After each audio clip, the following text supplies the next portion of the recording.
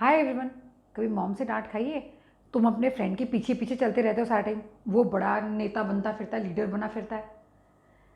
ये यूजुअली हमने हर फ्रेंड के लिए डांट खाई होती है। We always get scolded by our moms for following a particular friend blindly. What does that friend do? We have no idea. But there is something which makes us follow him. And that something makes him exclusive, different. The moment he's different from you, and you just simply willingly go behind him, and he's able to influence you, and he's able to change your behavior and your mindset. Understand, he is a leader and you are a follower, and this relationship is nothing else but leadership, leader follower relationship.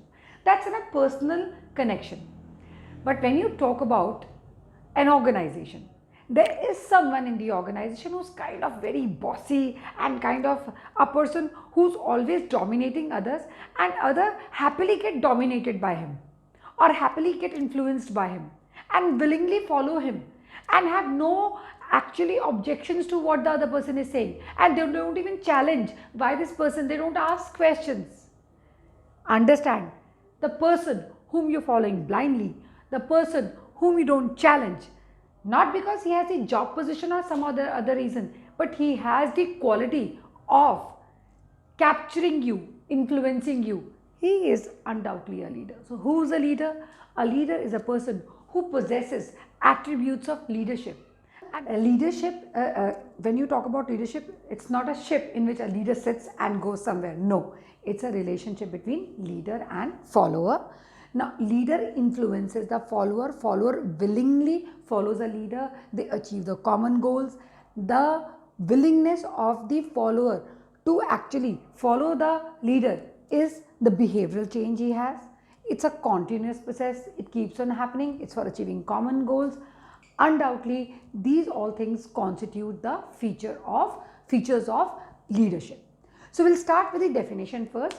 Leadership is a process. So it's a complete process of influencing behavior of people by making them strive voluntarily. So there is no we are not forcing you to do anything. We are not putting any kind of law, enforcement, rule, anything. No, you just yourself get influence, your volunteer, it's your own wish, your own free will, because of which you are doing this towards achievement of organizational goals. Of course, it is done for the purpose of achieving organizational goals. Who's a leader? An individual possessing attributes of leadership. So one who has the attributes means qualities of being a leader, is he's a one who has these qualities, and he follows the term in the right perspective, and he becomes a leader. So an individual possessing attributes of leadership, the qualities of leadership, the qualities of influencing people, qualities of making people voluntarily follow him, is what leader talks about. Features. Leadership indicates ability of an individual to influence others. Like I told, first thing is to influence others. It tries to bring change in the behavior of others. See, you are doing something for a very long time. All of a sudden you start following the leader. The moment you follow the leader, there is a change in behavior. So that's as simple as that. Leadership helps in changing the behavior of the people. Next, it indicates interpersonal relationship. Like I told, the very first thing I told, that leadership is a relationship between leader and follower. So it's interpersonal relationship. You will not follow a leader whom you are not fond of. You will, in case even if you follow because of the job position or something like that, that would be momentarily. After that, you may just not be able to continue with it. Leadership indicates interpersonal relation between leaders and followers. Like I told, the relationship between leaders and followers is very, very interpersonal. Leadership is exercised to achieve common goals of the organization. Of course, yes, and it's a continuous process. The moment there is no leader, you will be lost, you will be directionless. Now, leadership is classified on the basis of use of authority. In our syllabus, there are lot of classifications given by different pioneers of management. There is Stephen Covey, there are different people who've given their grid theory about leadership, and lot many things are there. We are not doing that. We just have to talk about one special theory that is on the basis of use of authority, how leadership is classified. On the basis of authority, leadership is classified as autocratic, democratic, and laissez-faire. Now, who is an autocratic leader? First of all, we'll go with autocratic leader. This is an autocratic leader, and these are the followers. and he just tells them what is to be done. That's it. They cannot question him. Why? They cannot question him what? They cannot ask him anything. There is no if and but. Only the autocratic leader, right? So, autocratic leader is the one, an autocratic leader gives orders, expects his subordinate to obey these orders. They have to obey the orders of the leader. There is only one-way communication. One-way communication. Nothing, no, they cannot communicate to him, they cannot say anything to him, not at all. And he is such kind of a person who says reward, punishment. You do good, you get reward. You are not doing well, punished, out. Simple. Nothing at all. Doesn't listen to anything. Total boss centered. Total. Right? There is only one-way communication. So, only the leader communicates. This leader is dogmatic. Dogmatic means he does not listen to any kind of suggestions. Your suggestions are not welcome at all to the autocratic leader. Based on assumption of rewards and punishment. Talks about only rewards, talks about only punishments. Like I told you, quick decision making is facilitated when you don't have to discuss anything, when you don't have to suggest anything, when you don't have to listen to anyone. Whatever you decide is right and it's quick. That's your decision. So there is no interference. It's effective in getting productivity. Yes, it helps in getting productivity. Why? Because whatever boss says, people follow, and that finishes off everything. So where production or where supervision is concerned in relation to production of number of units, autocratic leadership fits the best. It actually fits the best. So it's just simply boss centered relationship. So if we take example of Hitler, Hitler was one pure autocratic leader. When Hitler used to pass through, people whosoever were standing there, they had to do Hail Hitler. And in case the people used to ignore, not do or not salute him or whatever it was, they were just put to the gas chamber. Off from there. Autocratic leader. Pure autocratic leader. Next we come to is democratic leader. Give you an example in a while. Next we do is democratic leadership or participative leadership. You must have heard about Nelson Mandela. He's a right example for democratic type of leadership. Or apart from that, anybody who gives enough power to his subordinates to take decisions. He gives enough, or he takes suggestions from his subordinates, or is ready to work along with the subordinates, is known as a democratic leader. He listens to them. He tells them to frame the objectives, tells them to work in a particular manner, but then also gives them enough freedom to work and also gives his suggestion or welcomes their suggestion for working in the organization. So, democratic leader is also called participative leader, is the one who develops action plans and makes decision in consultation with subordinates. So, you will consult the subordinate and they will give you suggestions. So, that's how they work. Leader encourages them to participate in decision making by giving constructive suggestions. This kind of leadership style is more common these days. Why? Because we want our employees to work along with us. People set their own objectives and perform best. Such leaders respect the opinion of others and support their subordinate to perform their duties well, undoubtedly. It is a basically group-centered kind of relationship. Such leaders exercise more control by using forces within the group.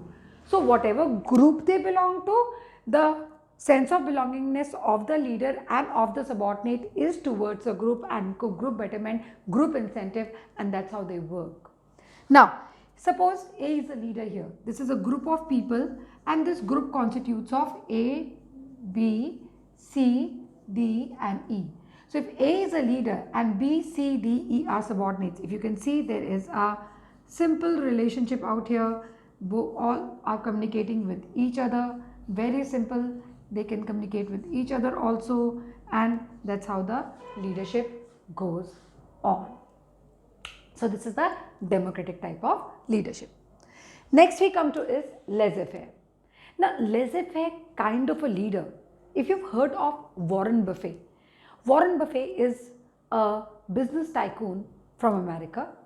Of course, yes, he's known philanthropist and he's a one who believes in a very simple thought process.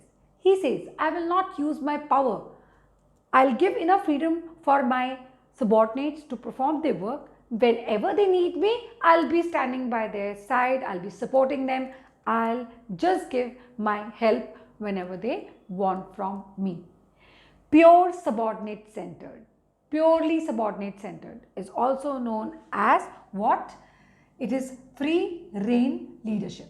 So laissez-faire means to let, faire means to do, also called free rein leadership, and it is subordinate center. Do not believe in use of power unless it is absolutely essential. That is when the subordinate needs your support. The subordinates are given freedom to formulate their own objectives and ways to achieve them.